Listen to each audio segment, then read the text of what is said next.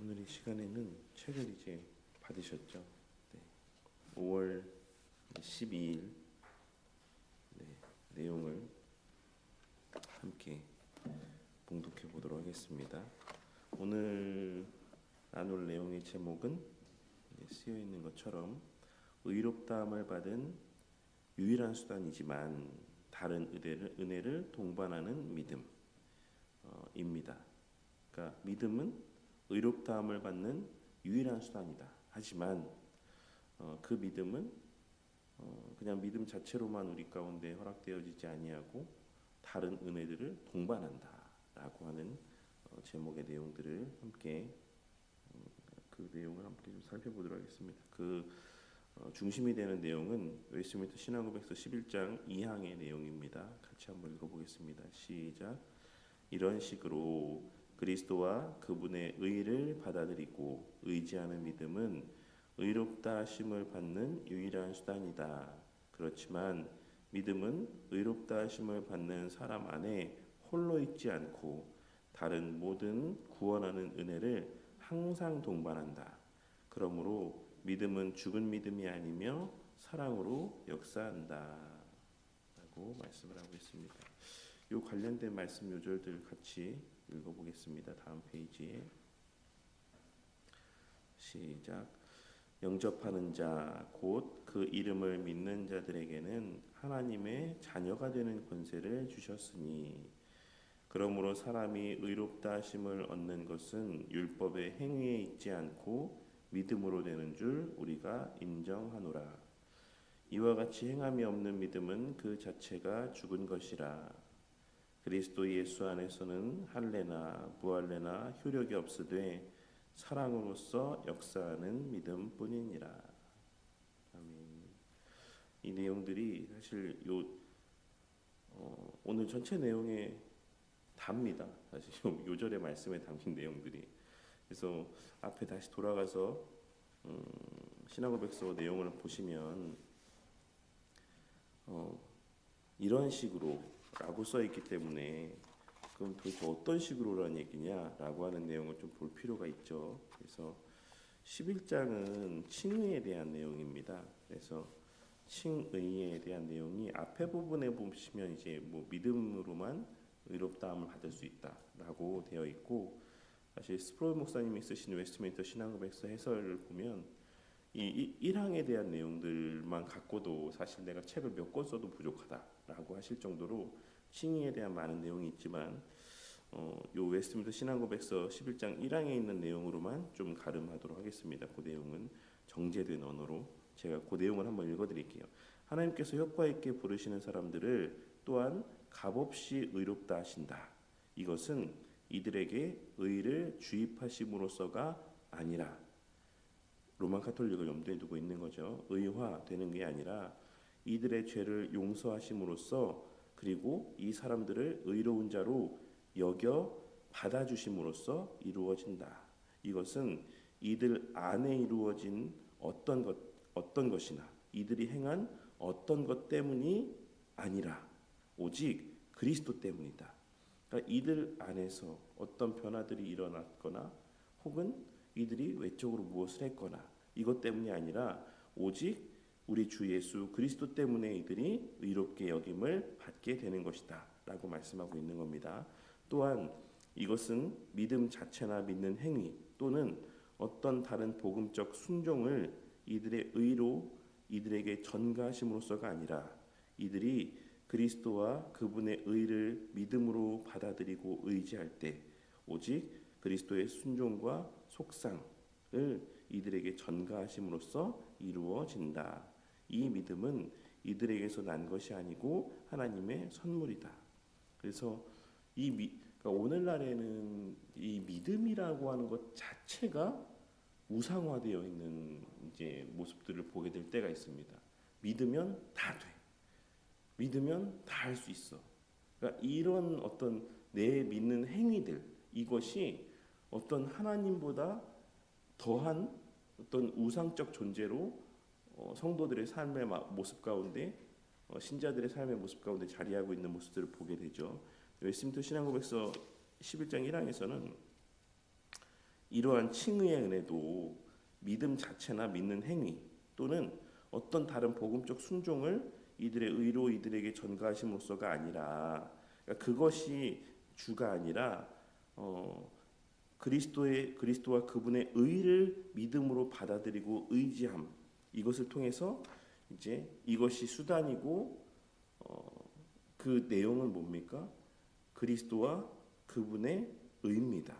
그래서 그것을 믿는 것, 그 믿음을 통해서 그리스도의 행하신 일이 효력이 전가되어짐을 통해서 그가 의롭다 여김을 받게 되는 것이야 라고 말씀을 하고 있는 것이죠. 그래서 지금 여기서 2항에서 이런 식으로 라고 했을 때의 그 내용은 그 뒤에 이어지는 말씀입니다. 그리스도와 그분의 의를 받아들이고 의지하는 믿음, 이것을 통해서 그분의 의가 전가되어지는 방식을 통해 이제 우리가 의롭다 여김을 받게 되는 거야. 근데 그 통로가 믿음이야. 그 수단이 믿음이야 라고 말씀하고 있는 거예요. 이 내용을 이제 이해하시겠죠? 그래서 도구적 요인, 도구인이라고 이야기를 합니다. 이 믿음이라고 하는 것.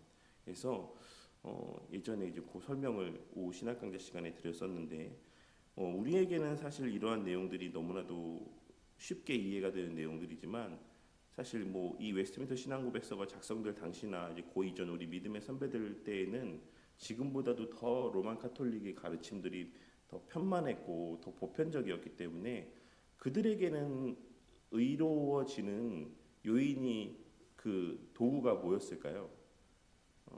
우리는 믿음이지만 그들에게는 세례, 그리고 세례 받고 난 다음에 이제 의로워졌지만 또 뭐를 범하면 그 의를 잃어버립니까? 죄를 범하면 잃어버리죠. 그러니까 다시금 또 그 의를 회복하는 과정이 뭐죠? 로만 카톨릭의 대표적인 모습 가운데 하나, 고해성사.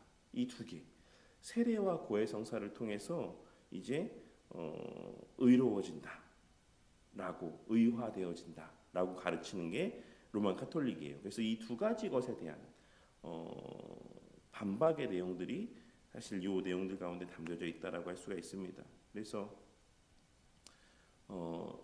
나중에 이제 루터 선생님이 이제 이 의에 대해서 뭐라고 표현을 했냐면 낯선 의라고 표현을 했습니다.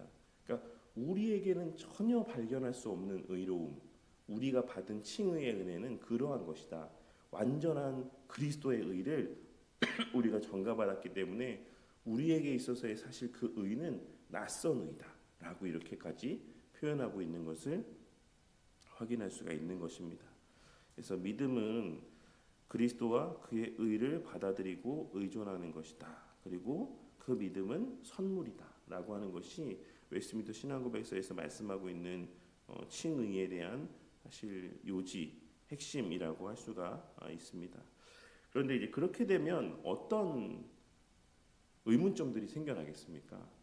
이제 그 내용에 대해서 이제 두 가지 질문을 이 내용들 가운데서 하고 있는 거예요. 이제 교리 해설 내용을 보시면 죄인이 의롭다 하심을 받는 일이 행함의 선에 근거하지 않고 다만 그리스도의 복음을 믿는 믿음이라고 이야기할 때 흔히 제기되는 질문이 있습니다.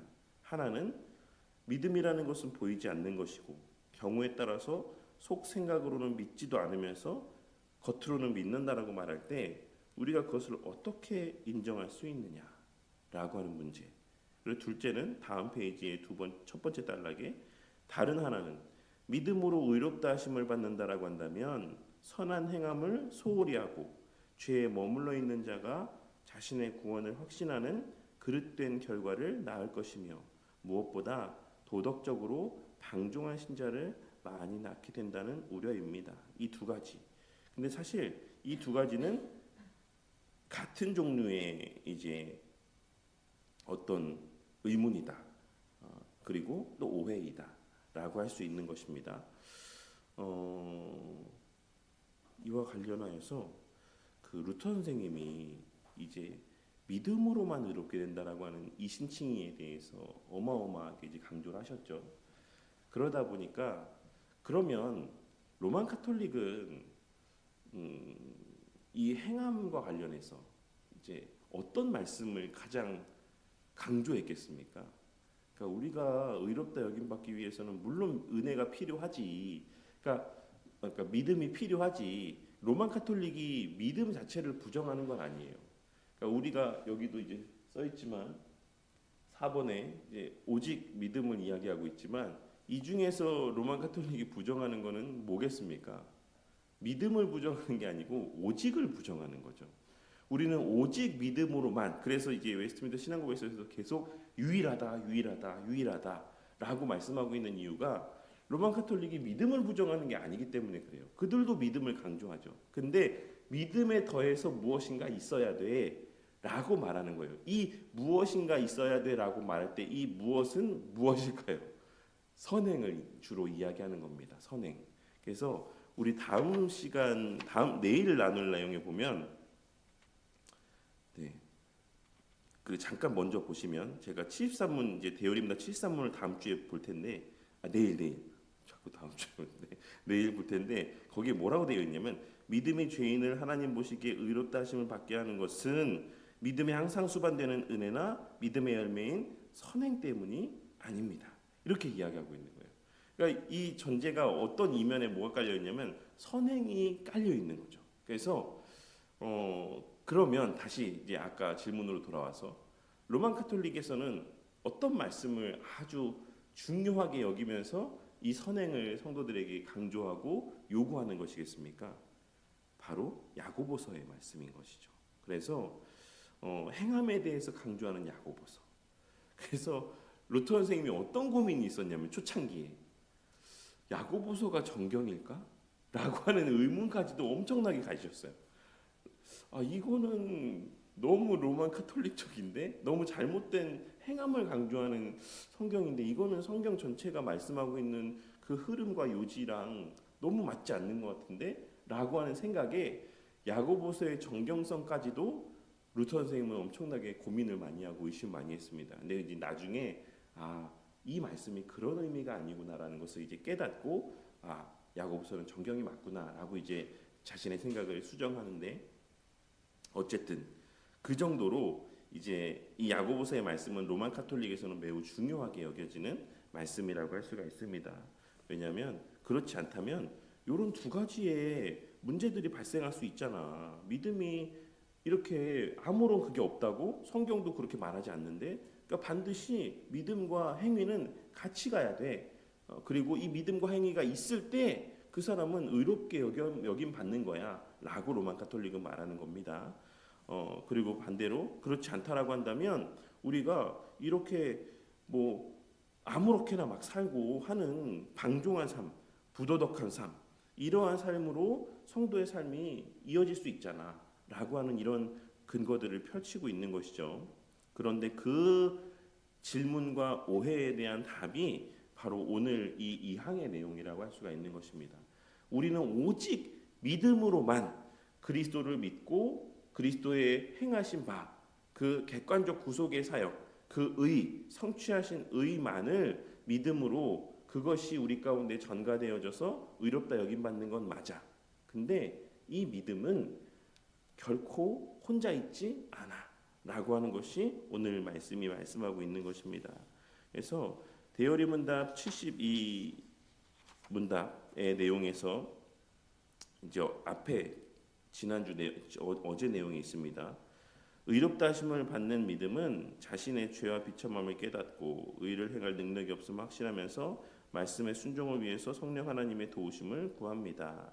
이러한 믿음이 진실하다면 죄 용서의 확신과 의롭다 여김을 받는 은혜에 감사하여 그리스도의 제자로 살아가는 고백 생활의 특징을 나타냅니다라고 이야기를 하고 있습니다. 그래서 이 내용이 어떤 구조랑도 좀 이어지는 것 같으세요? 읽어보실 때 엊그제 배웠으니까 좀 생각이 잔상이 남아있지 않을까요? 하이델베르크 요리문답의 구조와도 되게 유사하게 이제 언급되어지고 있죠.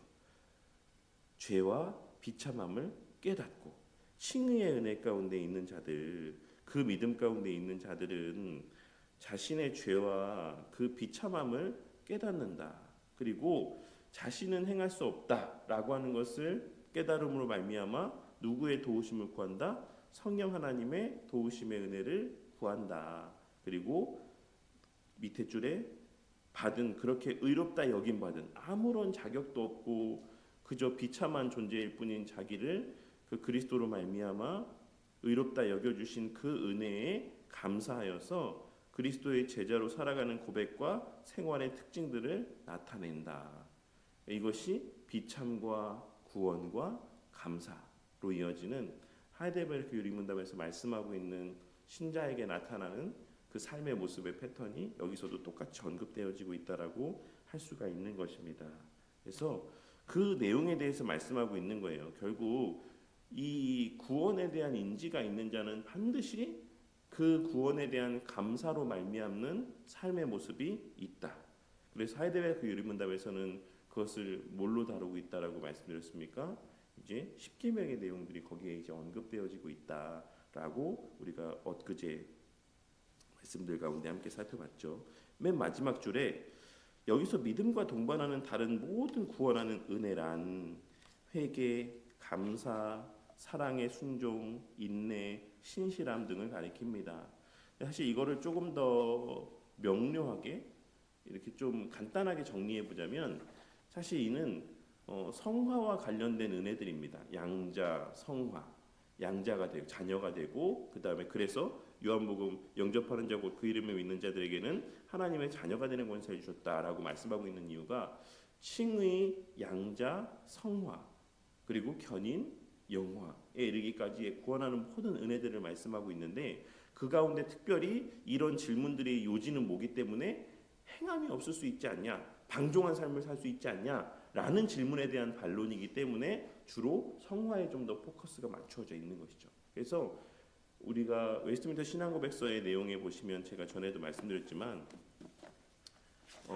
독특하게 이제 언급이 되어져 있어요. 11장에 보시면 칭의에 대해서 말씀할 때 칭의 첫 번째 아까 기억하셨는지 모르겠지만 1항에 뭐라고 써 있냐면 하나님께서 효과 있게 부르시는 사람들을 말씀하고 있고 이제 12장은 양자됨인데 양자됨에서는 뭐라고 말씀하고 있냐면 하나님께서 의롭다 하심을 받은 모든 사람을 이건 지금 양자됨은 뭐랑 연결되고 있는 거죠? 그러면 칭의랑 연결되고 있는 거잖아요.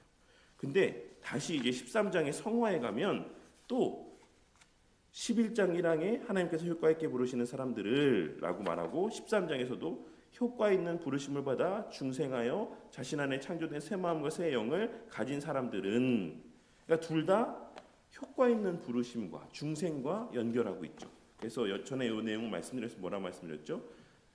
중생의 두 가지 은혜가 보다 이중은혜라고도 이제 지지난 엊그제 이제 교수님 말씀하셨는데 칭의와 성화 이 두 가지는 함께 가는 거다라고 하는 내용이 사실 지금 말씀하고 있는 요 내용이에요.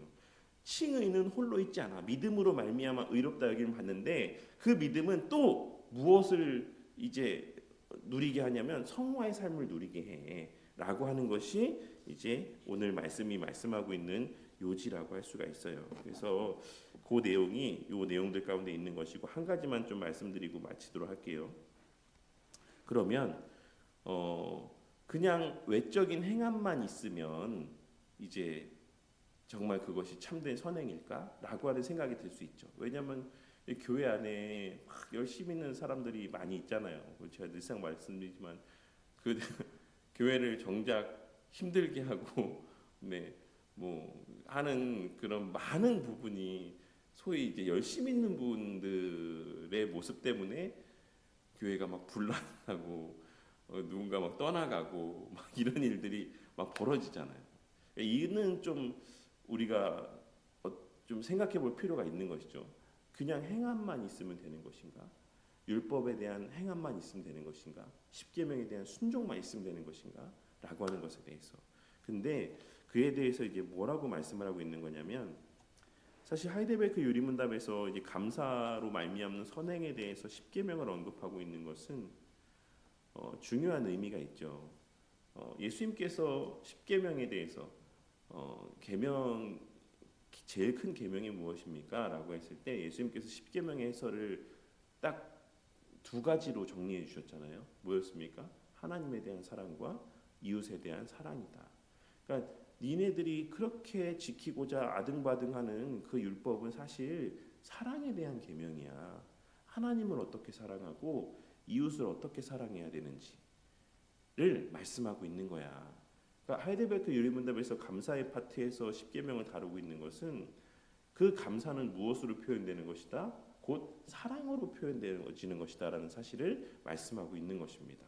그리고 그러한 삶을 위해서 우리가 기도해야 된다라는 사실을 또한 말씀하고 있는 것이죠. 그래서 오늘 이 내용에도 마지막 단락에 보시면 마지막 단락 위에 세 번째 줄 믿음이 살아있음을 보이는 행함은 압축하여 말하자면 사랑이다라고 말씀하고 있습니다. 왜냐하면 앞서도 우리가 읽었던 갈라디아서 말씀에서 같이 의롭다 하심을 받는 믿음은 사랑으로서 역사하는 믿음이기 때문이다라고 말씀하고 있는 것이죠. 그러니까 행함이 있느냐라고 하는 것이 그 사람의 믿음이 참되냐 아니냐라는 것을 판단하는 어떤 근거가 되지 못한다. 더 나아가서 우리는 하나님의 말씀의 근거에서 참된 믿음에는 반드시 행함이 수반되어지는데 그 행함은 어떤 행함이다? 사랑으로서 행하는 행함이다 라고 하는 것을 말씀하고 있는 것입니다. 그래서 그 다음 단락에 믿음은 심리적이므로 눈으로 그 자체를 직접 볼 수 없습니다. 하지만 믿음은 반드시 동반하는 은혜를 통해서 그 믿음이 살아있다라는 것을 우리는 알 수 있습니다. 그 믿음의 활력이 바로 믿음의 증거다. 근데 이 믿음의 활력을 다른 말로 하면 뭘로 말할 수 있는 겁니까? 사랑의 활력이라고도 할 수가 있는 거예요. 막 그 마음 가운데 사랑의 마음들이 불끈불끈 막 솟아올라요. 그러니까 성화라고 하는 것을 우리는 지극히 개인적으로 이야기를 하지만 사실 본질적인 성화는 공동체적 성화입니다. 무슨 말이냐면 결국 성화는 내 자신이 더 거룩해지기를 위해서라기보다는 이웃과의 관계, 공동체적인 관계 안에서 더욱더 교회가 되어져 가고 한 몸이 되어져 가고 하는 열심들이 발현되어지는 모습이 성화인 거예요. 그러니까 나 혼자만 막 더 이렇게 막 뭔가 막 신비한 상태에 가서 내 거룩한 존재가 돼야지가 아니라 내가 말을 혹시라도 잘못해서 누군가 상처받으면 어떡하지? 내가 어떻게 해서라도 조금이라도 누군가에게 더 유익이 되는 삶을 살 수 없을까? 이런 마음들, 이타적인 마음들, 이 모든 마음들이 사실 성화의 그 이면에 깔려 있는 근간이고 원동력이라는 것입니다. 그렇기 때문에 성화는 사실 본질적으로는 공동체적일 수밖에 없어요. 왜냐하면 거듭남도 공동체적일 수밖에 없기 때문에 그리스도의 접붙임 받는 것이 결국 우리가 칭의 중생의 사실 근거이기 때문에 그 유일한 방식이기 때문에 우리가 중생하는 순간 우리는 공동체가 되는 것이고 그 자각 가운데 그래 내가 이제 정말 이 공동체로서의 그런 감사의 이런 공동체 일원이 되게 하신 것에 감사하며 살아야지라고 하는 인식이 결국 성화의 원동력인 겁니다. 근데 그 이면에 어떤 마음이 자리하고 있는 것이다? 사랑의 마음. 그러니까 어떻게 그렇게 공동체적 사랑을 누리고 만끽하며 살아갈 것인가라고 하는 것에 대해서 하나님 십계명의 말씀을 통해서 우리에게 말씀해 주신 것이다라는 것이죠. 그래서 그 내용이 정리하자면 뭐 길게 또 여러 말씀들을 드렸지만 믿음으로 의롭다 여김을 받는 것이다. 오직 믿음만으로. 근데 이 믿음은 뭐에 대한 믿음이다? 그리스도에 대한 믿음이고 그리스도의 행하신 객관적 구속의 사역의 그 가치에 대한 믿음이다. 곧 그 의에 대한 믿음이다. 그러면 이 믿음으로만 이렇게 의롭다 여김 받는다면 방종하지 않겠냐? 아니다. 왜냐하면 믿음은 반드시 그에 수반되어지는 다른 모든 구원하는 은혜들이 있기 때문이다. 근데 거기에는 주로 주안점 방점이 어디에 맞춰 있다? 선행에 맞추어져 있다. 그러면 선행만 하면 되냐? 아니, 그 선행은 단지 외적인 어떠함을 말하는 게 아니라 그 동기가 무엇이고 목적이 무엇인가를 성경은 말씀하고 있다. 그래서 중생한 자에게 나타나는 이 성화의 삶의 모습에는 반드시 사랑이 있다라고 하는 것이 사실 오늘 이 내용의 핵심 요지다라고 생각하시면 돼요. 그래서 제가 이제 얼마 전에 우리 또 구조영 선생님께서 뭐 기도하시면서 또 성도님들에 대한 마음들 이런 것들을 말씀하셨을 때 그것이 바로 우리의 하나님께서 거듭나게 하셨음에 대한 정말 가장 강력한 표징 가운데 하나다라고 할 수가 있다라는 사실을 또 이런 내용들을 통해서 또 깨닫게 되는 은혜가 있으셨으면 하는 마음들이 들었습니다. 그래서 어쨌든 1번 적용 질문. 여러분은 어떻게 의롭다 하심 받았습니까? 죄인이 의롭다 하심을 받는 수단은 무엇입니까? 믿음이다. 근데 이 믿음은 내가 믿습니다라고 하는 겁니까? 아닙니다. 우리는 아무런 가치가 없는데 그리스도와 그리스도의 행하신 그 객관적인 구속의 사역들, 그것이 우리 가운데 전가되어짐으로 말미암아 우리가 의롭다 여김을 받게 되었다라고 믿는 그 믿음을 말씀하고 있는 겁니다. 그래서 결국에 여기는 뭐 지식과 동의뿐만 아니라 이제 신뢰한다라고 맨 마지막 줄에 있죠. 그것만 읽어볼게요. 그것은 동반하는 은혜인 사랑과 선행을 통해서 고백자가 참으로 그리스도와 그분의 복음을 기쁨으로 받고, 그 바로 윗부분은 뭐예요? 지적인 동의에 그치지 않는다. 그래서 지식과 동의와 뿐만 아니라 신뢰하는 것까지. 근데 그 신뢰가 결국 사랑의 행함으로 나타나는 것이다 라고 말씀하고 있는 거죠. 그래서 어쨌든 이 믿음은 그리스도와 그리스도의 의에 대한 지식과 그에 대한 동의와 신뢰, 그것이 믿음이다 라고 말씀하고 있는 겁니다. 2번, 의롭다 하심을 받는 유일한 수단이 믿음이라고 한다면 어떻게 믿음이 참된 줄을 알 수 있겠습니까? 이 질문에 대해서는 믿음이 있는지 없는지를 고백으로 알 것이다라고 답할 수 있습니다. 그런데 이 고백이 참된 줄은 어떻게 알 수 있습니까? 여러분은 다른 사람의 말이나 생각의 진실성을 무엇으로 확인합니까? 믿음의 활력으로 확인할 수 있다라고 이야기했죠. 근데 이 믿음의 활력은 좀 추상적인 것 같으니까 조금 더 쉬운 말로 표현하자면 사랑의 활력이다. 하나님을 향한 사랑과 이웃을 향한 사랑의 그 활력, 어떻게 하면 더 사랑할 수 있을까라고 하는 이런 활력으로서 우리는 그 진실성을 좀 확인할 수가 있다. 물론 또 이것은 가변적이긴 하긴 하지만 사실 이 마음 자체는 있다라고 할 수가 있는 것이고 있게 하신다라고 할 수가 있습니다. 3번, 오늘 읽는 신앙고백서는 하나님께서 우리에게 믿음을 일으키실 때 그것과 더불어 다른 구원의 은혜도 동반하여 일으키신다라고 교훈합니다. 이러한 은혜들은 무엇입니까? 뭐 양자됨, 성화, 견인, 뭐 영화까지의 모든 은혜를 이야기하기도 하지만 주로 포커스는 선행, 성화에 이제 있습니다. 근데 이 성화는 이것도 이제 엊그제 제가 교수님께 질문한 내용 가운데 있는 내용이지만 성화는 사실 뭐랑 연결되어집니까? 이 웨스트민스터 신앙고백서의 배열에 따르면 믿음과 회개와 선행이죠. 그래서 그리고 또 하이델베르크 요리분답의 구조로 따르자면 성찬에 누가 참여할 수 있습니까?